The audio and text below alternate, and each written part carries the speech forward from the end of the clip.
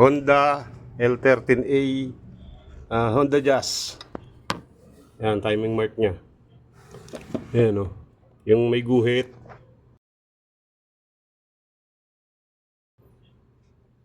Yung may guhit na yun o, isa. Tsaka itong dalawang to.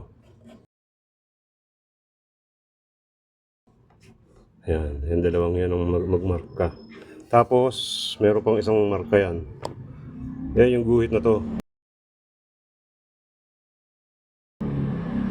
Kailangan nakalapat yan dito.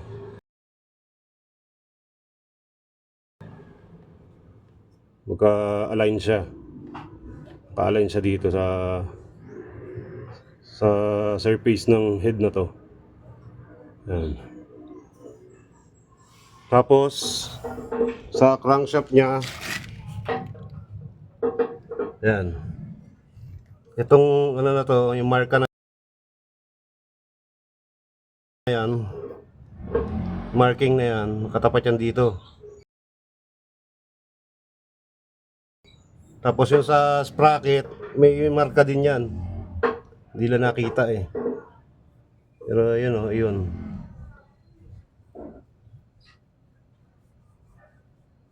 Nilagyan ko na rin kasi to eh, para ano, hindi nakaka ano.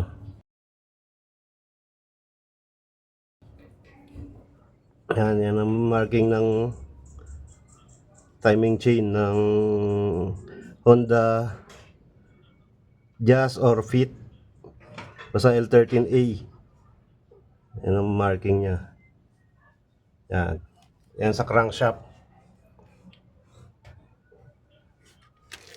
Tapos ito sa camshaft. Sa itong ano na to, yung sa sprocket niya, yung up nandito lang sa taas yan. Tapos itong ano, itong isang guhit, yung guhit na nakatayo, nakatapat yun dapat dito sa dalawang tong may blue marking na yan. Lagyan ko ng blue marking kasi para madaling makita kahit na madilim yung ginagawan. Tapos ito yung guhit na to, hindi mag-focus eh. Ay mag-focus. Ayun, yun yung may guhit na blue na yun. Kailangan yun naka-align dito sa surface ng head. Yan, kabilaan yan. Yan yung isa.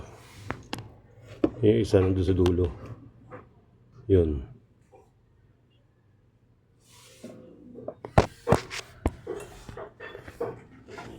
Yan. Ito. Yan. Yun.